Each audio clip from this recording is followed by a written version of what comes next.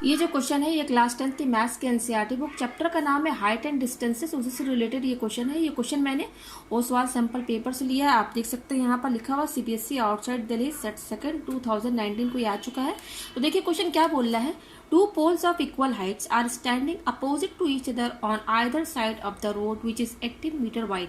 यहाँ पर क्या बोल रहा है कि एक रोड है जो कि 18 मीटर वाइड मतलब चौड़ी है रोड, ठीक है, और रोड के दोनों साइड पे दो पोल है और उन दोनों पोल की जो हाइट है ना वो क्या है, सेम है। ठीक है, ठीक है, क्या बोल रहा है, इक्वल हाइट की पोल है, रोड के दोनों साइड पे ये पोल खड़ी है। ठीक है, अब क्या बोल रहा है, from a point in between them on the road. अब कह रहा है कि जो रोड है ना,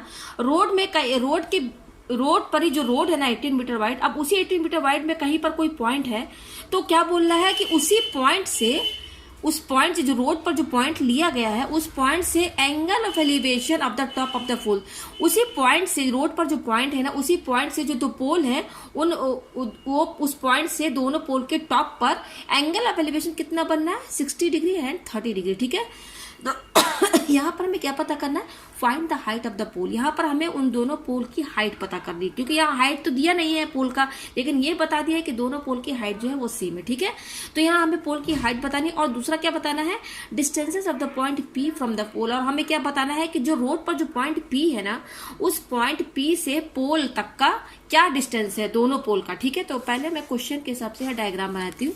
सबसे पहले मैं यहाँ पर एक रोड बनाऊंगी जो कि 18 मीटर वाइड है। ठीक है, तो मैं ये रोड बना देती हूँ, ये रहा मेरा रोड।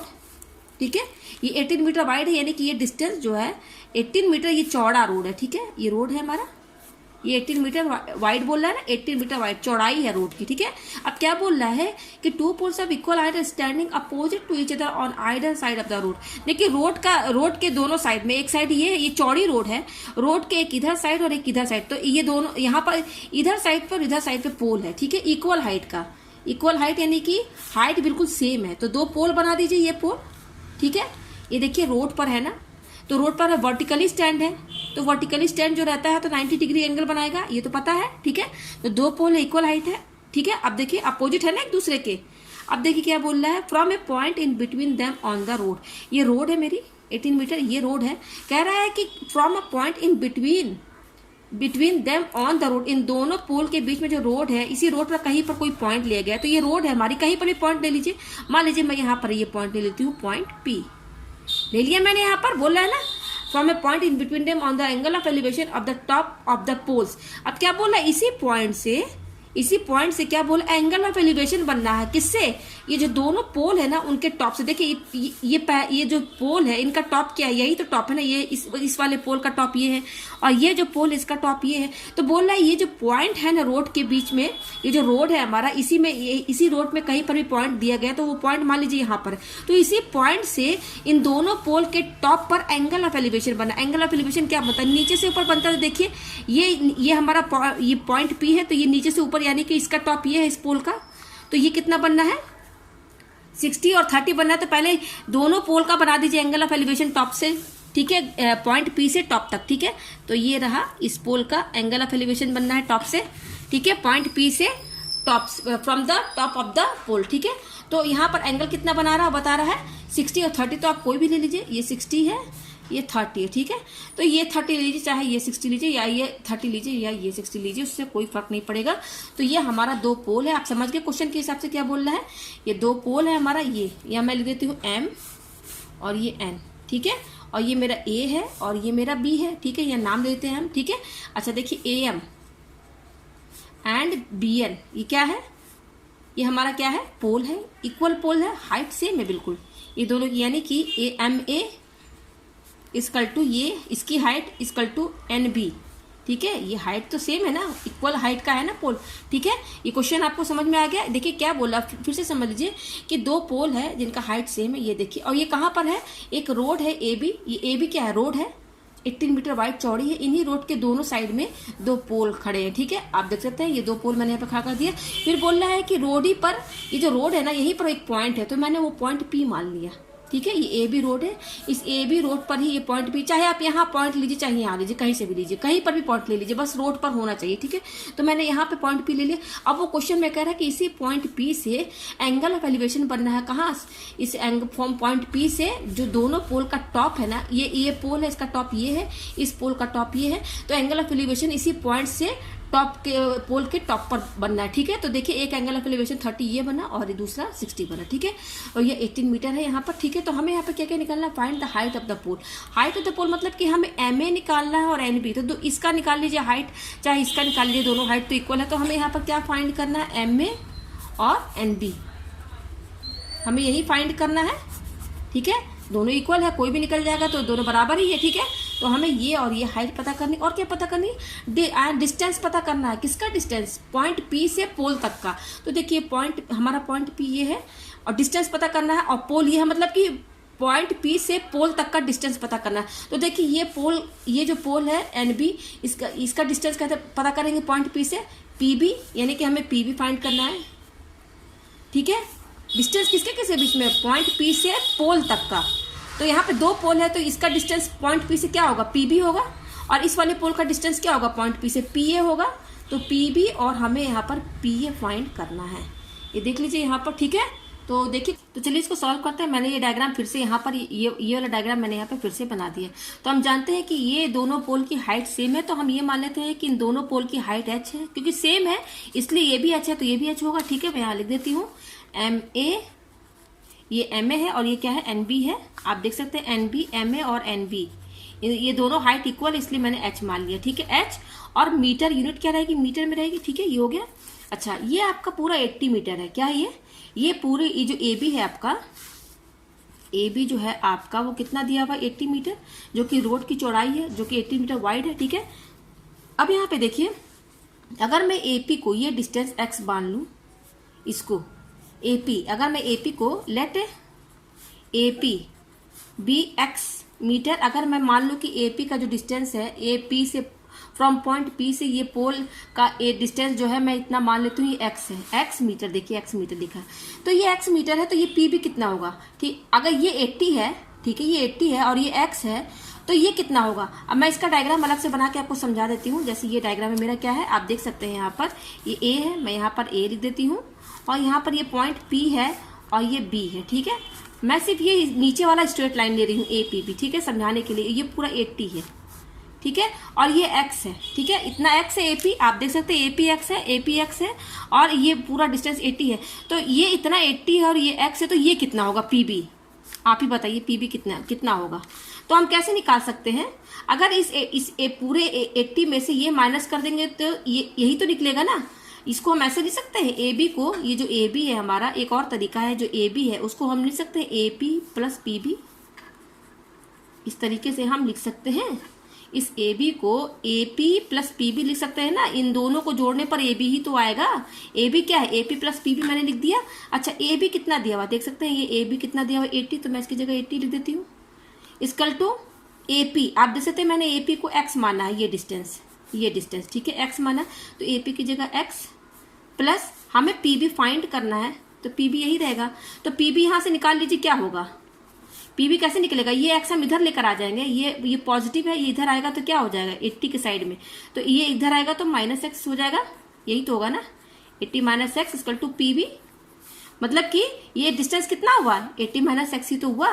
तो यहाँ से हमें कितना पता चला, 80 माइनस एक्स, कैसे आया मैंने आपको समझा दिया, ये क्या है 80 माइनस एक्स, ये देखिए 80 और ये माइनस एक्स है, तो ये डिस्टेंस हमें पता चल गई, कैसे आया मैंने आपको बता दिया, ये कितना है डिस्टेंस 80 माइनस एक्स, ठीक है। तो ये मैंने, ये पूरा 80 है, ठीक है, और ये x मैंने माना है, तो ये कितना होगा 80 माइनस एक्स, मैंने यहाँ सब एक्सप्लेन कर दिया, ये सब मैंने एक्सप्लेन कर दिया। अब देखिए आगे, यहाँ पर ये हमारा डायग्राम है, ठीक है, और अब देखिए इसको कैसे सॉल्व करना है। यहाँ पर देखिए, यहाँ दो एंगल बनने, एक 60 और एक 30, ठीक है। अच्छा, ये 90 कैसे हुआ है, ये मैं आपको बता दूं, ये हमारा रोड है और रोड पर जो हमारा पोल है वर्टिकली स्टैंड है, मतलब वर्टिकल खड़ा है, वर्टिकल मीन्स परपेंडिकुलर है ना, रोड पर परपेंडिकुलर खड़ा है ना, इस बिल्कुल परपेंडिकुलर, तो परपेंडिकुलर मीन्स वर्टिकल मीन्स क्या होता है, परपेंडिकुलर खड़ा है, तो इसलिए ये 90 डिग्री और ये 90 डिग्री होगा, ठीक है। ये 90 है तो ये भी 90 डिग्री होगा, ठीक है। क्यों होगा, क्योंकि ये भी वर्टिकली स्टैंड है, दोनों पोल हैं। अच्छा अब देखिए यहाँ पर हमारे पास दो एंगल है, एक ये 60 और 30 है, तो सबसे पहले हम एक ये ट्रायंगल लेकर चलेंगे, ट्रायंगल AMP, ठीक है। ये ट्रायंगल, तो मैं यहाँ लिखती हूँ इन ट्रायंगल AMP, ठीक है, AMP, यहाँ पे मैं लेती हूँ ट्रायंगल AMP, ठीक है, AMP। मैं इसको बना भी देती हूँ अलग से, केवल इतना ही डायग्राम। तो देखिए मैं इसका इतना डायग्राम बना देती हूँ यहाँ पर, ठीक है, ताकि आपको समझने में आसानी हो। मैं बना ही देती हूँ ये डायग्राम, ये ट्रायंगल अलग से, ठीक है। ये 60 है हमारा, ठीक है, और ये M है, ये A है, और ये मेरा P है, ठीक है, और ये मैंने H माना है, और इतना डिस्टेंस क्या है यहाँ से यहाँ तक X है, तो यह मैं X लिख देती हूँ, ठीक है। ये लिख दिया मैंने यहाँ पर। हम ट्रायंगल कौन सी ले रहे हैं, AMP, तो मैंने AMP का यहाँ ट्रायंगल बना दिया, ठीक है, ये बना दिया मैंने। अब हम यहाँ पे लेंगे, देखिए ये हमारा 90 है, तो मैंने बता दिया आपको। अच्छा ये 90 और ये यहाँ देखिए, ये यहाँ पे एंगल बनना है 60, तो हम ये दोनों चीज हमें दिख रहा है, H और X दिख रहा है, तो ये देखिए यहाँ से इस एंगल के हिसाब से ये परपेंडिकुलर है, और ये बेस है AP, परपेंडिकुलर क्या ये और बेस ये है, तो यहाँ पर P है, ये परपेंडिकुलर, ये बेस है, तो कौन सा फॉर्मूला लगाएंगे जिसमें परपेंडिकुलर और बेस है, वो क्या होता है, tan क्या होता है, परपेंडिकुलर अपॉन बेस, तो यहाँ हम tan 60 निकालेंगे। tan 60 क्या होगा, tan 60 का फॉर्मूला क्या होता है, परपेंडिकुलर अपॉन बेस। यहाँ परपेंडिकुलर क्या है, इस एंगल के हिसाब से ये परपेंडिकुलर है AM, परपेंडिकुलर क्या है, जिस पर 90 डिग्री बना है, तो ये हमारा AM हुआ। अब बेस क्या है, ये है जिस पर खड़ा है हमारा AP, तो AP हमारा बेस हो गया, ये हो गया, ठीक है। अच्छा tan 60 की वैल्यू क्या होती है, √3, हम सभी जानते हैं। tan 60 क्या होता है, √3 के बराबर होता है, इक्वल टू AM। देखिए हमने AM क्या माना है, H माना है, तो इस AM की जगह हम क्या लिखेंगे, H अपॉन AP। देखिए AP क्या है, X है, तो यहाँ पर हम X लिख देंगे, लिख दिया हमने, ठीक है। अच्छा इसको हम √3/1 कर सकते हैं, √3 को √3/1 कर सकते हैं। अब करेंगे क्रॉस मल्टीप्लीकेशन, ठीक है, तो क्रॉस मल्टीप्लीकेशन करेंगे तो √3x से इंटू होगा, तो क्या हो जाएगा, √3x। देखिए x को रूट के अंदर मत लिखिएगा, ये x अलग है, इसलिए देखिए यहाँ पर मैं इंटू लगा दे रही हूँ, √3 और ये x, ठीक है, ये दोनों इंटू हो जाएगा, तो ऐसे लिखेंगे। फिर इक्वल टू 1 को h से इंटू करेंगे तो h ही आएगा, ठीक है। तो ये एक हमारा इक्वेशन आ गया, इसको इक्वेशन फर्स्ट मान लेते हैं, ठीक है। तो हमने एक एंगल से ये tan 60 लगाया, तो हमारा ये आया है। तो आपको मैंने बताया यहाँ दो ट्रायंगल बनने हैं, एक 60 वाला बनना है ट्रायंगल, एक 30 वाला ट्रायंगल बनना है, तो मैंने ये ट्रायंगल से निकाल लिया, tan 60 लगाकर मैंने ये इक्वेशन एक बना ली। अब मैं लेके चलूंगी tan 30, तो tan 30 जो है ये एंगल 30 जो बनना है, किस ट्रायंगल में बनना है, ट्रायंगल PNB में ही एंगल बनना है। तो मैं अब इन ट्रायंगल क्या लिखूंगी, इन ट्रायंगल PNB, ठीक है, PNB, मैं ये ट्रायंगल लेके चलूंगी, ठीक है। तो मैं यहाँ पर इसका डायग्राम भी बनाती हूँ, ठीक है, तो ये लीजिए मैं यहाँ पर डायग्राम बना देती हूँ उसका PNB का अलग से, ताकि आपके लिए आसानी हो। ये तो 90 डिग्री है, मैंने समझा दिया आपको। तो ये मेरा N है, ये P है, और ये मेरा B है, ठीक है, ये मेरा H है, ठीक है, और ये मेरा क्या है 30 डिग्री है, ठीक है, और ये क्या है 80 - x। मैंने ये डिस्टेंस बता दिया था ना आपको, ये कितना है डिस्टेंस, 80 - x आया। कैसे आया है मैंने आपको सब एक्सप्लेन करके बता दिया, ये 80 - x है, ठीक है। तो देखिए यहाँ से हम, अब जैसे हमने यहाँ पर tan 60 निकाला, तो यहाँ पर भी देखिए हम tan 30 निकालेंगे। क्यों, क्योंकि यहाँ पर देखिए ये परपेंडिकुलर है और ये बेस है, परपेंडिकुलर बेस, यहाँ पर फॉर्मूला किसका होगा, tan का ही आता है, तो हम यहाँ पर tan 30 लगाएंगे, ठीक है। तो tan 30 इक्वल टू, तो इस एंगल के हिसाब से परपेंडिकुलर क्या है, NP, आप देख सकते हैं इसी पर 90 डिग्री बनना है, तो NP क्या होगा, परपेंडिकुलर, और बेस क्या है PB, तो PB हम यहाँ पे लिख देते हैं, ठीक है। tan 30 की वैल्यू क्या होती है, 1/√3 होता है, ये तो आप जानते ही हैं, इसकी वैल्यू आप याद कर लीजिए, इक्वल टू NB H है। H कैसे आया, मैंने आपको बता दिया ना कि क्वेश्चन में ही गिवन बोल रहा है कि ये जो पोल है हमारा MA और NB, इन दोनों पोल जो है इनकी हाइट सेम है, तो मैंने H मान लिया, दोनों की हाइट H है, ठीक है, इक्वल है, इसलिए ये भी H रहेगा तो ये भी H रहेगा। तो यहाँ पर देखिए NB H है, मैंने यहाँ H लिख दिया, अपॉन बेस क्या है, देखिए बेस PB है, तो PB की जगह क्या लिखेंगे, 80 - x, यही तो लिखेंगे ना, 80 - x लिख दिया मैंने, ठीक है। तो हमारा क्या है, मैं इसको यहाँ पर एक बार और लिख देती हूँ, क्या है 1/√3 equal to H upon 80 - x, ये आया, ठीक है। अब हम करेंगे क्रॉस मल्टीप्लीकेशन, क्या करेंगे, क्रॉस मल्टीप्लीकेशन, तो 1 से ये टर्म, ये इक्वल टू है, 1 से ये इंटू होगा तो इंटू करने पर तो 1 से इतना ही आएगा, इक्वल टू √3h से इंटू होगा तो √3h आएगा, ठीक है। यहाँ पर ये आ गया हमारे पास, ठीक है।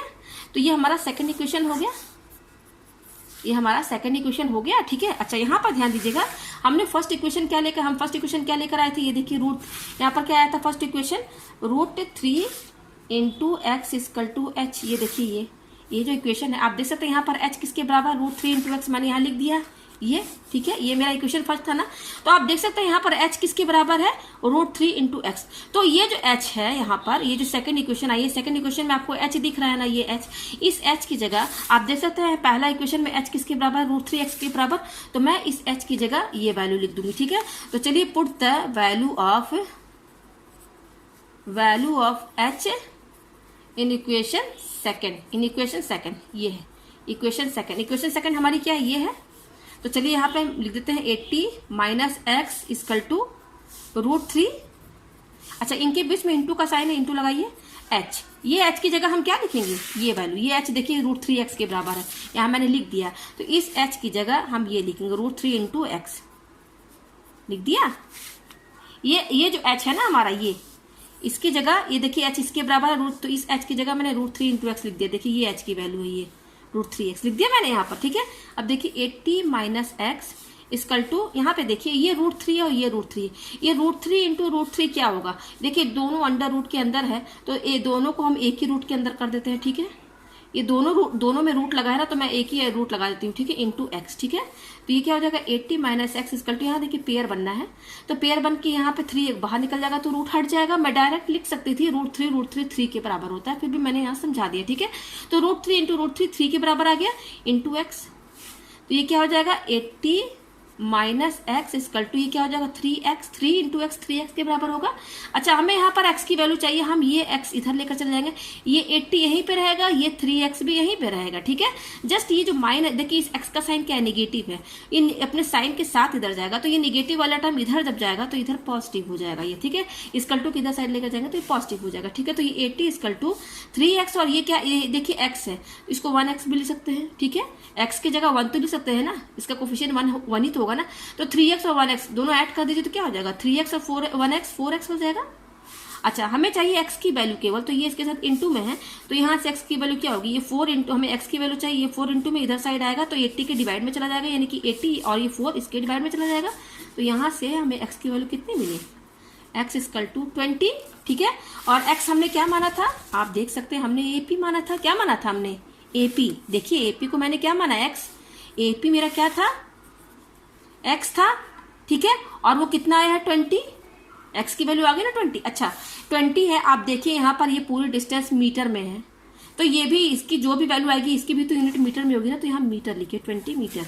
तो AP की वैल्यू आ गई। हमें क्या क्या फाइंड करना था, देखिए मैंने यहाँ लिख दिया, हमें AP, देखिए PA बोलिए चाहे AP बोलिए, दोनों तो सेम है, AP बोलिए चाहे PA बोलिए। तो देखिए मैंने AP की वैल्यू ला दिया, इसको PA भी बोलिए चाहे AP बोलिए। तो ये डिस्टेंस भी हमें पता करनी थी। हमें क्या डिस्टेंस पता करनी थी कि हमें P से पोल का डिस्टेंस, पॉइंट P से पोल का डिस्टेंस, तो पोल ये है और पोल ये है हमारा और ये P है, तो ये डिस्टेंस हमें ये भी निकालना, ये डिस्टेंस भी निकालनी, ये भी निकालनी। तो देखिए हमारा ये डिस्टेंस AP आ गया x कितना 20 मीटर, ठीक है। तो PB भी निकाल लीजिए, PB क्या है भाई, PB देखिए क्या है 80 - x के बराबर है ना, किसके बराबर है 80 देखिए PB क्या है 80 - x के बराबर है ना। तो 80 - x की वैल्यू कितनी है 20, तो यहाँ पे आप रख दीजिए 20, तो 80 - 20 क्या हो गया 16 मीटर, ठीक है। कहने का मतलब कि ये जो डिस्टेंस है AP, यहाँ से ये जो डिस्टेंस x की वैल्यू आई है ना, ये 20 है मीटर, यहाँ से पोल से, फ्रॉम पॉइंट P से इतनी डिस्टेंस 20 है, और इतनी जो डिस्टेंस है ना ये आपका 60 है, ये मैंने यहाँ पे निकाल दिया। तो ये 20 और ये 60 में डिस्टेंस निकाल दिया। अब हमें क्या निकालना है, क्वेश्चन में और भी क्या बोल रहा था, हमें हाइट निकालना पोल का, यानी कि ये MA और NB निकालना है, ठीक है। तो यानी कि हमें H निकालना है, हमें H निकालना है ना H। तो यहाँ पर आप देख सकते हैं ये जो इक्वेशन हमारी फर्स्ट है, इक्वेशन फर्स्ट हमारी क्या है √3 × x = h, यही है। हमें h भी x तो हमने निकाल दिया, हमें हाइट भी तो निकालनी है ना, पोल की हाइट कितनी है। तो देखिए यहाँ पर h किसके बराबर है √3 × x, तो √3 × x, ये देखिए x की वैल्यू कितनी आई है 20, तो यहाँ पर हम क्या लिख देंगे 20 x की जगह, और ये h, तो यहाँ से h की वैल्यू क्या आएगी 20 × √3, इसको इंटू कीजिए तो ये आएगा 20√3, ठीक है। और हाइट है, सब में यहाँ यूनिट क्या दिया हुआ है देख सकते हैं मीटर में दिया हुआ है, तो ये भी जो हाइट आएगी उसकी भी तो यूनिट होगी ना, तो वो मीटर में होगी। तो ये देखिए यहाँ पर हाइट कितना आ गया 20√3। हाइट मीन्स कि ये जो पोल है ना आपका, दोनों पोल, इन दोनों पोल की जो हाइट है ना वो क्या है 20√3, क्योंकि दोनों पोल सेम है, सेम हाइट का है, इसलिए दोनों पोल की हाइट 20√3 है।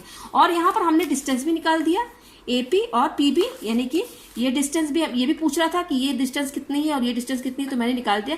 एपी आया 20 और ये आया है 60। तो मुझे उम्मीद है कि आपको ये क्वेश्चन बहुत ही अच्छे से समझ में आ गया होगा। जहां ना समझ में आया मुझे कमेंट करके जरूर बताएं।